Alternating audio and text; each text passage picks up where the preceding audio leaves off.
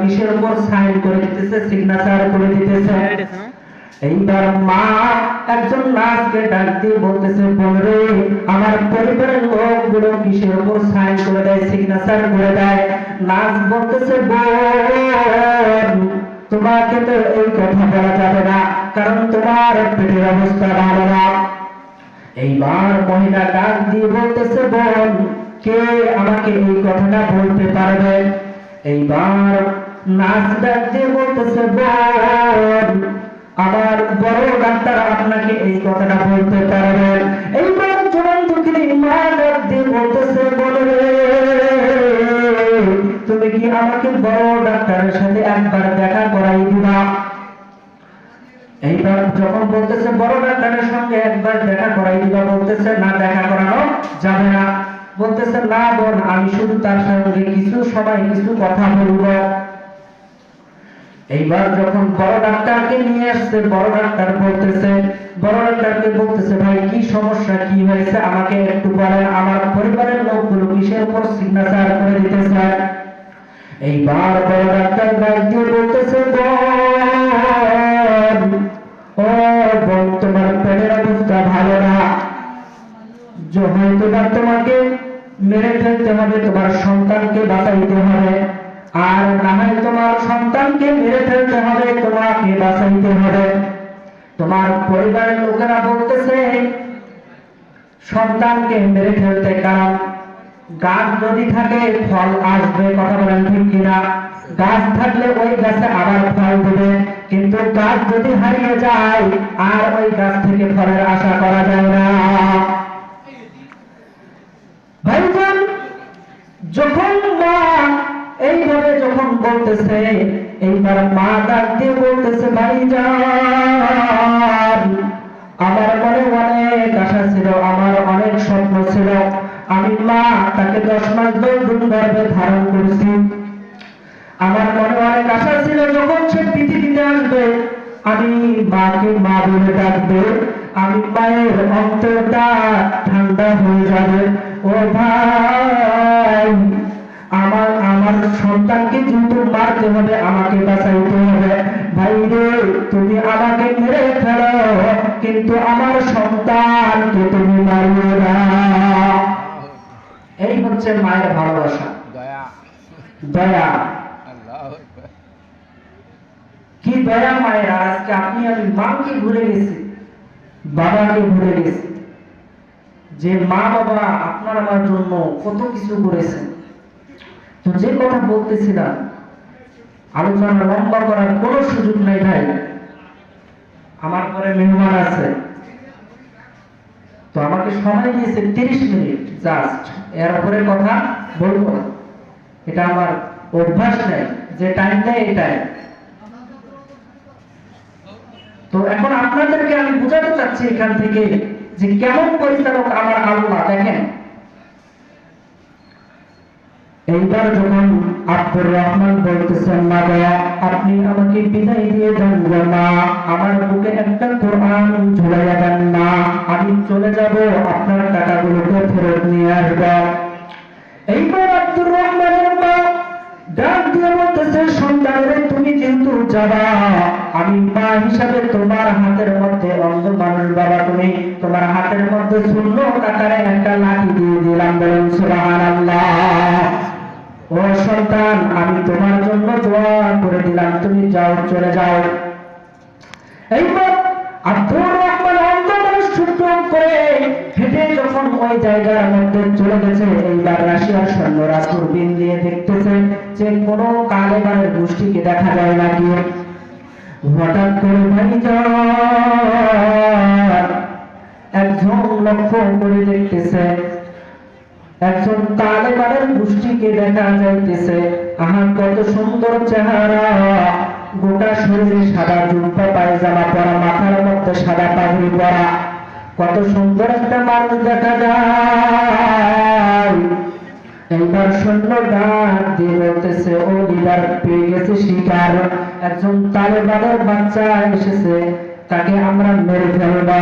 ভাইজান লিডার বলতেছে তাকে ধরে নিয়ে আসো। যখন ধরে নিয়ে যাওয়া হলো, এইবার ছোট্ট ছেলেটাকে যখন ধরে নিয়ে যাওয়া হয়েছে, ভাইজান ছোট্ট ছেলেটা বলতেছে, চাচা আমি এখানে এমনিতেই আসি নাই।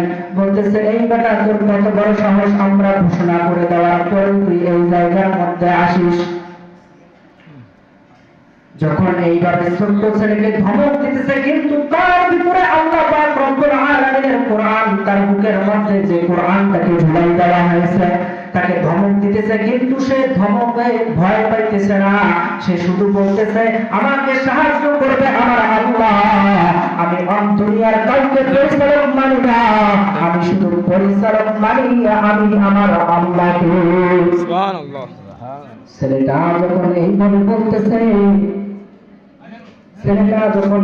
বলতেছে, তো লিডার যখন দেখছে বুকের মধ্যে কোরআন শরীফটা ঝুলতেছে, তো লিডার বলতেছে, তোমার বুকের মধ্যে এটা কি? বলতেছে, এটা আমাদের গ্রন্থ আল কোরআন। বলতেছে, এবার সৈন্য যে লিডার ছিল সে বলতেছে, আমি শুনেছি এই কোরআনের নাকি অনেক দাম, এই কোরআন দিয়ে নাকি সবকিছু হয়। এই ছেলেটা বলতেছে, হ্যাঁ অবশ্যই হয়। ছেলেটা যখন এইভাবে বলতেছে যে অবশ্যই হয়, তখন বলতেছে, আজকে আমরা তোমাকে পরীক্ষা করব। তুমি যদি এই পরীক্ষার মধ্যে পাস করতে পারো, ওই যে দেখা যায় আমরা সাধুয়া ট্যাঙ্ক গুলোকে সাজাই রাখছি, ওই সাধুয়া ট্যাঙ্কের মধ্যে পানি আছে, আর ওই ট্যাঙ্কগুলোর মধ্যে যদি তুমি আগুন ধরাইতে পারো, তাহলে আমরা মেনে নিব যে তুমি, তোমার কোরআন সত্য, তোমার আল্লাহ সত্য। আমরা কথা দিলাম, তুমি যদি তোমার আল্লাহর বিধান যদি সত্য হয়, তোমার কোরআন যদি সত্য হয়, তাহলে আমরা আজকে এই রাশিয়ার সৈন্যরা আমরা মুসলমান হয়ে যাই। বলে সুবহানাল্লাহ। তো যখন এই কথা বলছে, তো অন্ধ মানুষ বলতেছে, চাচা আমি তো চোখে দেখি না, তো আমাকে একটু কিবলাটা দেখাই দেন আর এক বন্যা পানি নিয়ে এসে দেন। সুবহানাল্লাহ। অন্ধ মানুষ যখন তাকে একটা মনে করেন যে ফোঁটার মধ্যে বা বন্যার মধ্যে পানি এসে দেওয়া হয়েছে, পানিটা দিয়ে সুন্দর করে উজু করে অন্ধ মানুষ দেখেন মায়ের খিদমতে গেছে, মায়ের খিদমত করতে গিয়ে তাকে কত পরীক্ষার সম্মুখীন হইতে হচ্ছে। এইবার ওই অন্ধ মানুষ তাকে কত ধরনের পরীক্ষা দিতে হচ্ছে, কিন্তু ছেলেটা কাউকে ভয় করে নাই, শুধু ভয় করেছে আল্লাহকে, আল্লাহ পাক রব্বুল আলামিনকে ভয় করেছে, আল্লাহ ছাড়া কাউকে পরিচালক মানে নাই।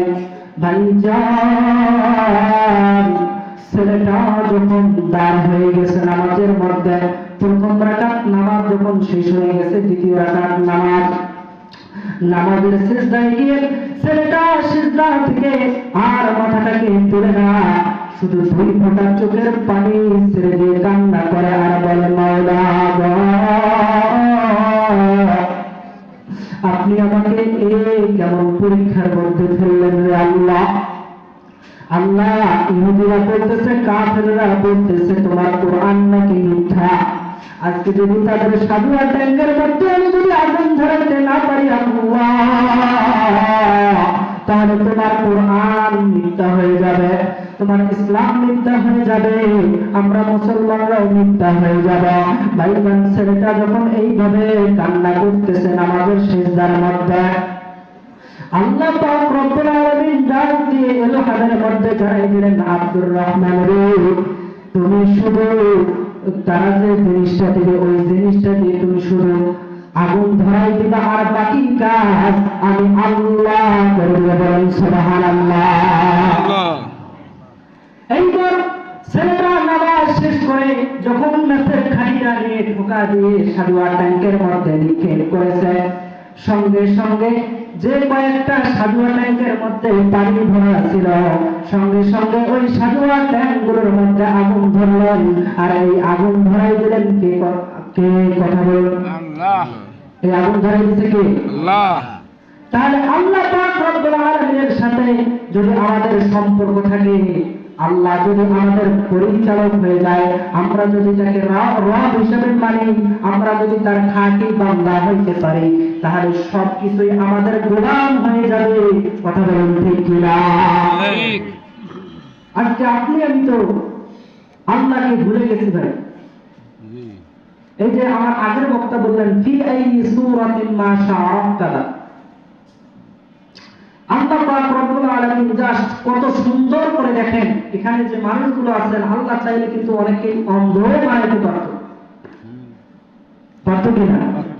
দেখি না দুনিয়ার মধ্যে অনেক অন্ধ, অনেক নুলা আছে, আপনাকে আমাকেও কিন্তু চাইলে আল্লাহ পাক বানাইতে পারত, কিন্তু আল্লাহ তাআলা আমাদেরকে বানায় নাই। আল্লাহ পাক আমাদেরকে বানায় নাই। কেন বানায় নাই? কারণ আমরা এমন একজন নবীর উম্মত ভাই যার নাম হচ্ছে রহমাতুল লিল আলামিন। এমন মায়ার নবী পাইছি যে নবীর কারণেই কিন্তু হচ্ছে না। আজকে আপনি আমি যে পাপগুলো করি আল্লাহ পাকের সাথে আপনার আমার আজকে সম্পর্কই নাই। সিম্পল একটা উদাহরণ দেই, আমার মায়ার নবী কিরকম আপনারা কি শুনতে চান? সিম্পল এই উদাহরণ দিয়েই শেষ করবো ইনশাআল্লাহ। আপনারা কি শুনতে চান? ইনশাআল্লাহ। মুসা নবীর নাম আপনারা শুনেছেন? জি। মুসা আলাইহিস সালাম কি রকম একজন নবী এটা তো আমরা সকলেই জানি, জানি কিনা? জি। তো এই মুসা নবীর একজন উম্মত ছিলেন যার নাম হচ্ছে দরবেশ কিফিল ফাতির। কি নাম? দরবেশ কিফিল ফাতির। তো এই ঘটনাটা আপনারা অনেকেই শুনেছেন যে সে 90 জায়গায় মনে করেন যে তাওরাতে নাম পাওয়ার কারণে রাগে অগ্নিশর্মা হয়ে রসুলের নামটাকে কেটে দিয়ে মুসা নবীর নাম লিখে দিয়েছিলেন, সে গুলশাদ হয়ে গিয়েছিলেন। তো মুহতারাম আমার পিছনে ওয়েট করতেছে, তো আমার সংক্ষিপ্ত বক্তব্য এখানে শেষ করতেছি। আসসালামু আলাইকুম ওয়া রাহমাতুল্লাহ। ওয়া আলাইকুম আসসালাম।